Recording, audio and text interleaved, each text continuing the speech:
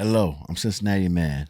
We are going to discuss Power Book 2, Ghost, Season 1, Episode 3, Play the Game.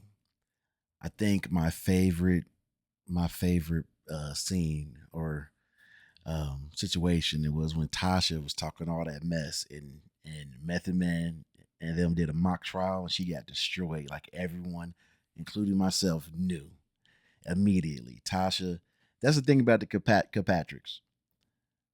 They have to they got in order to be proven wrong, they have to fail tremendously. It's got to be unbelievable amount of failure for them to be like, okay, let me change my strategy.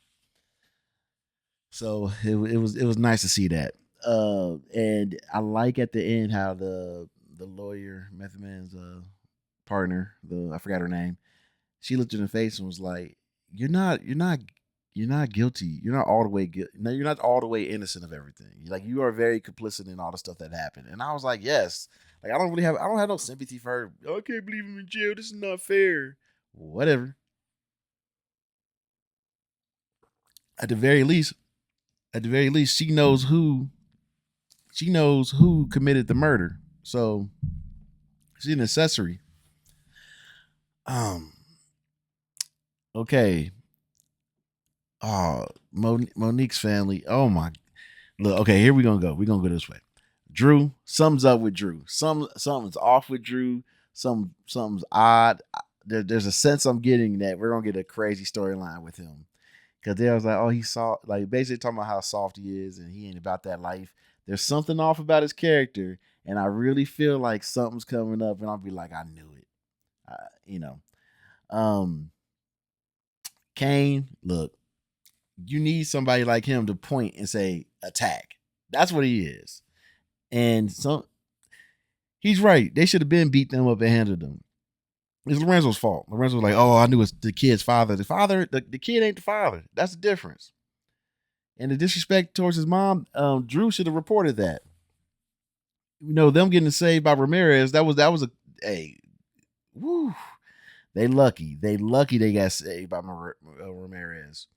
And why nobody ever noticed that they be hooking up? Him and Monet be hooking up in the house. All them kids, they were grown adults dang near, and nobody's running around noticing that he's in there knocking boots with the mama. That ain't making no sense. Um, Monet, let Diana hoop. If she want to go be a WNBA superstar, let her do it. She can make some money overseas. She can get advertisements. Let her do her thing. Um, I think she hits those kids. We ain't. I don't, have I seen it? I can't remember. Verbally abused. She stepping on cell phones and stuff is crazy. And Zeke, I don't get it. When Zeke was like, "It ain't my fault that I'm not playing." It is. You failed all your classes. What do you mean it ain't your fault? And he gave that horrible press conference talking about, "Oh yeah, I'll be back." Uh, my teammate just keeping my seat warm and all that stuff. Man, suspend him again. I want him lifted off of academic probation and then put on uh, disciplinary probation by his coach for his attitude. Um. Oh, what's his name? What's his name? Professor Reynolds. I think his name was Professor Reynolds. Please forgive me if I'm forgetting the name. But the brother that failed Tyreek. Hey, when the professor was like, "Hey, I didn't give you that bad grade. I don't have time to grade. As high as I am of a standard." I'm like, "Is that a real thing?" I mean, I guess like little smaller assignments, but this is I don't know. And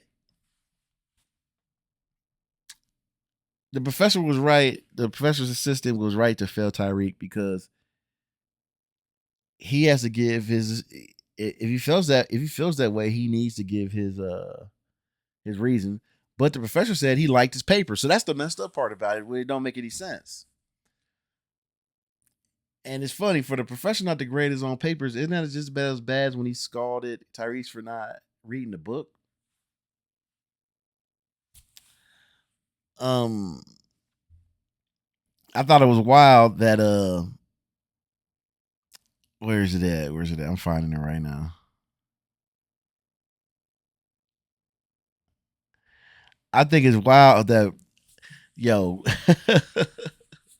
Reynolds out there hit knocking off grass tubes. Yes, it does have it, but it is frowned upon and is not, and he can get fired for that. I thought he'd be a little bit smarter than to do that, but apparently he's not. And apparently, I guess that's a thing that he do. He run around banging colleagues and students, and it's going to cause some major issues down the road. Like all these issues are coming up fairly quickly. Um, all I gotta say is the ending to this episode. I was like, damn, Mary J. Blige went to the automatic. Let's threaten his mama and everything immediately. Lorenzo, I want Lorenzo to get out just so I can see how crazy it gets. Cause Lorenzo keep on talking about, oh, Kane ain't ready, Kane ain't ready. I feel like Lorenzo's more Kane. There's some weird thing about him.